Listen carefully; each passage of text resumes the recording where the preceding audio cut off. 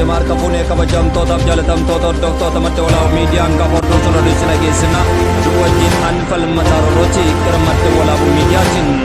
Filannoo Somaaliyaalaandii nagaadhaan xumuramuu hordofee Itoophiyaan ergaa baga gammaddanii dabarsitee jirti. Seenjannoo mootummaa naannoo Oromiyaa irra kennameen Jawaar Mohammadis yaada isaa dabarfatee jira. Rakkoo daldala Ashaboo wal qabatee jiru furuudhaaf hojjetamaa jiraachuun isaa kallattiidhaan hojiitti seename jedhama. Adde Adaaneech Itoophiyaa, Eertiraa, Sudaanii fi Sudaan kibbaa daayireektara baankii addunyaa wajjin mari'achuu isaanii ifoomsanii jiran. Fiild Maarshaal Biraanuu Juullaa hojiilee misooma magaalaa Baahir Daar guyyaadhaa ifatti daawwatanii jiran. Daandichi badhaasa daandii xayyaaraa filatama Afrikaa ta'uudhaan injifatee jira.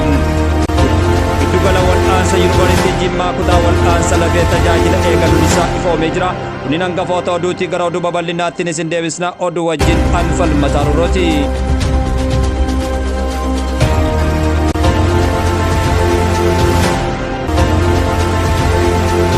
Filannoo Somaaliyaalaandii nagaadhaan xumuramuu hordofee Itoophiyaan ergaa baga gammaddanii dabarsite.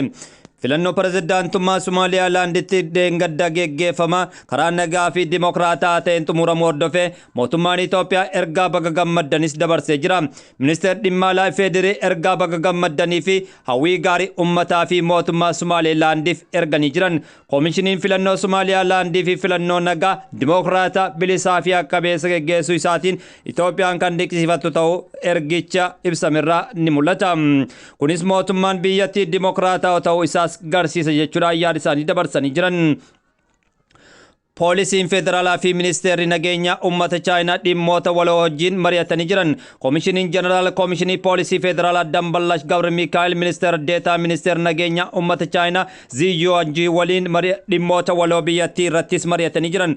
Dhimmoota tumsa hojjechuuf walii galteerratti mari'achuun isaanii ragaa poolisii federaalaa argameen ifoomsa. Yakkoota daangaa ce'oo ittisuu namoota yakkaan barbaadaman waliif dabarsuu ijaarsa dandeettii fi deeggarsa galteewwanii bu'aa jajjabeessan argamu mari'acharrattis kaa'amee jira.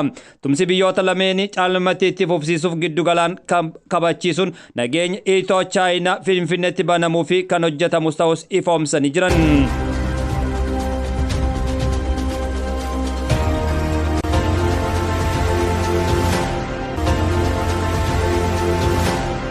Badhaasa daandii xayyaara filatama Afrikaa ta'uun injifatamee jira. Finfinnee sadaas jabar 2017 daandiin qilleensa Itoophiyaa damee imaltoota biizinasii badhaasa daandii xayyaara filatama Afrikaa bara 2024 ta'uudhaan injifatee jira.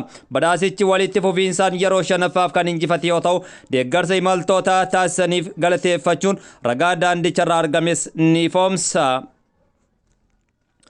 Fiild Maarshaal Biraanuu Juullaa hojiilee misooma magaalaa Baahir Daar daawwatanii jiran. Finfinnee sadaas jabar 2017 Itma Jaamor waliigala raayyaa ittisa biyyaa Fiild Maarshaal Biraanuu Juullaa hojiilee misooma magaalaa Baahir Daaritti hojjetaman daawwatanii jiru.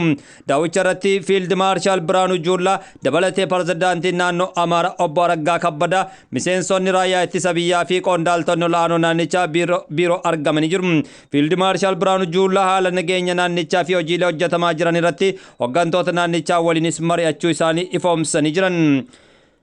Adde Adaaneech Itoophiyaa, Eertiraa, Sudaanii fi Sudaan kibbaa wajjin daayireektara baankii addunyaa waliin mari'atanii jiran. Kantiibaan bulchiinsa magaalaa Finfinnee Adde Adaaneech Abeebee Itoophiyaan, Eertiraa, Sudaanii fi Sudaan kibbaa daayireektara baankii addunyaa Maariyamaa Saalimaa waliinis mari'atanii jiran. Baankiin addunyaa bulchiinsa magaalaa Finfinnee dargaggootaaf carraa hojii uumuu, ijaarsa dandeettii, nyaata barattoota, damee geejjibaa fi daandii akkasumas sirna dhabamsiisa balfa dhangala'aa fi deeggarsa isaa jiraachuu gama miidiyaa hawaasummaa isaaniin ifoomsanii jiran. Daayireektarri hojii magaalaa Finfinneetii fi hojjamaataa jiru ergaa daawwatanii boodas deeggarsa caalu taasisuun haala danda'amu irratti marii bu'aa qabeessas taasisanii jiru. Rakkoo daldala Ashaboo wal qabatee furuudhaaf hojjetamaa jira jedhu. Oomishaalee hojjetamanii monopooliif saaxilamanii turan keessaa tokko kan ta'ee fi rakkoo daldala oomisha Ashaboo furuuf hojjetamaa jiraachuu ministeera daldalaa fi walitti hidhamiinsa naannawaa Dr. Kaasaawun Gonfaa eeranii jiran. Rakkooleen sirna daldalaa biyyattii keessaa tokko sirnicha dorgommiif haala mijeessuurraa namoota muraasaan akka qabaman taasisuu isaa ijoo ta'uu Dr. Kaasaawun fuula miidiyaa hawaasummaa isaaniitiin ifoomsanii jiran. rakkoo kanneen furuuf qajeelfamni gabaa daldala ashaboo fooyya'us eeranii jiran. Qaamoleen dhimmi ilaallatu hunduu waliin mari'anii bu'aa qabeessa taasisuuf hojii galtee walitti qabu hojjetamaa jiraachus ifoomsanii jiran. Ibsa ejjennoo mootummaa naannoo Oromiyaa kan kennamerra akkas jedha. Nagaa jedha. Uummanni naannoo keenya rakkoo nageenya yeroo dheeraaf isa rakkisaa ture karaa nagaan goloobamu yeroo garagaraa hiriira nagaa gurguddoo gochuun waamicha dhiyeessanii jira jedhu.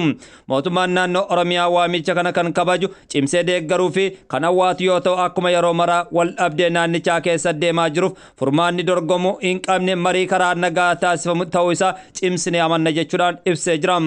Mootummaan harka jalqabbii wal dhabdee kan irraa kaasee nagaaf diriirsaa ture hardhas kan dachaasne ta'uu isaa ifoomsee jira. Daandiin qaama kamiyyuu injifataa taasisu marii nagaati jechuudhaan tarkaanfachiisu in laaffisne jedhanii jiran. Kunis nageenyaa fi misooma uummataa kan dursu kennuu fi mararfannaa hawaasaa qabnurraa ka'e jechuudhaan pirezidaantiin mootummaa naannoo Oromiyaa dabarsee jira. Kutannoo waamicha karaa nagaa itti fufiinsaan qabnu taasisuun cinaatti gufuu daldaltoonni siyaasaa kan ta'an tarkaanfachuun marii nagaa marsaa lammaffaa biyya Taanzaaniyaatti adeemsifaman mijeessuun hirmaachuun mirkaneessinee jirra jechuudhaan dubbatanii jiran. Fedhii guddaan mariiwwan kunneen walii galteen xumuramee nageenya uummataa mirkaneessuuf irree gamtoomnee misooma naannichaa finiinsuuf quba milkaa'uu dhabuun taatee gadda guddaadhaan yaadatamu jechuudhaanis ifoomsanii jiran.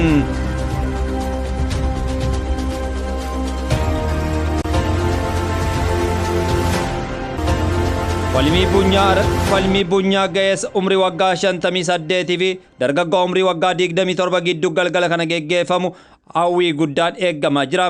Falmiin har'a galgala bunyeessa Maayik Taayisanii fi bunyeessa beekama Joseph Paul waliin taasifamus hawwiidhaan eeggamaa jira. Falmiin har'a halkan sa'aatii 5 irra eegalee Ameerikaa Texas Allenjiniyaatti bunyeessaa beekamaa ga'eessa umrii waggaa 58 Maayik Taayisanii fi bunyeessaa beekamoo dargaggoo umrii ganna 27 Jack Joseph Paul gidduuttis taasifama. Qalbii addunyaas hawwatee jira. Falmii kallattiidhaan Ameerikaa giddugala Netflix tamsa'u kana namoonni miliyoona 200 fi miliyoona 80 oliin ni daawwatamas jedhamee eeggamaa jira. Kunis riikaardii cabse fakkaata. Maayik Taayisan dorgommii sadarkaa idil addunyaa bara faranjoota 1985 eegalee hanga 2005tti taasiseen 56 keessaa 50 injifachuun 6 injifatamee jira. Dargaggoon Joseph Paul ammoo dorgommii 10 taasisee keessaa 9 injifachuun tokko qofa injifatamuun ragaaleen ni foomsu. Eenyummoota kan jedhuuf immoo isaan lamaaniifuu carraa gaarii hawwina. Pirezidaantiin Ameerikaa fi Chaayinaa Peeruu galanii jiran. Pirezidaantiin Ameerikaa Joo Baayidanii fi gitni isaanii Chaayinaa Shii Jiinpiingiin yaa'ii tumsaa Eeshiyaa Paasifiikii irratti hirmaachuuf Peeruu Limaa galanii jiru. Pirezidaantiin lameen wayita Peeruu ga'anii pirezidaantii Peeruu Diinaa Boolonteerinaan simatamanii jiran. Joo Baayidanii fi Shii Jiinpiingiin yaa'ii cinatti hariiroo biyyoota lameenii irratti ni mari'atu kan eeggamu ta'us ibsamee jira.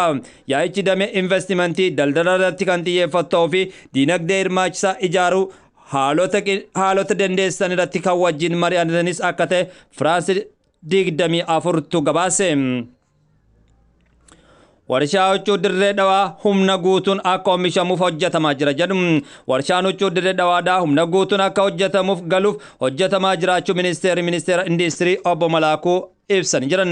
Obbo Malaakuu Allebben qondaaltonni biiroo warshaa huccuu dirree dhawaadhaa daawwatanii jiran. Warshichis amma sababoota adda addaan humna guutuu kan hin hojiitti hin galle ta'uu kaasanii jiran. Hanqina humna elektiriikii, galteewwan oomishaa fi ol aanaa gaan dhabamuun sababoota ijoo ta'us dubbatanii jiran. Akka biyyaatti warshaalee jiran humna guutuu hojiitti galchuun oomishtummaa biyya keessaa dabaluuf hojjetamaa jiraachus ifoomsanii jiran. Kanaan dura warshichi guyyatti huccuu toonii 50,000 oomishaa ture kan eerame yeroo ammaa kana toonii 20,000 qofatti gad deebi'ee jira.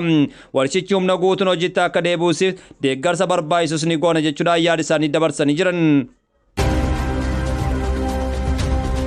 koomishiniin dhaabbilee barnoota ol'aanoo mootummaa fi dhuunfaa waliinis mari'achaa jira. Koomishiniin marii biyyaalessaa bakka buutonni dhaabbilee barnoota mootummaa fi dhuunfaa 56 irraa babbaan waliinis marii eegalee jira. Koomishiniin bakka bu'oota dhaabbilee barnoota mootummaa fi dhuunfaa 56 waliin marii jiraachuun ibsamee jira. Koomishinarri olaanaan koomishinara Profeesar Masfin Arayaan akka jedhanitti dhaabbileen barnoota ol'aanoon marii biyyaalessaa leenjisuu fi galtee walitti qabnu gumaachuu ol'aanaa taasisanii jiru jedhu. Naannoleen 11 keessaa waajjirri damee koomishinii 15 kan banaman dhaabbilee barnoota ol'aanoo keessa akka ta'e hubachiisanii jiran. Hanga ammaatti koomishinichi hojiilee geggeessaa ture irrattis ibsa bal'aas kennee jira.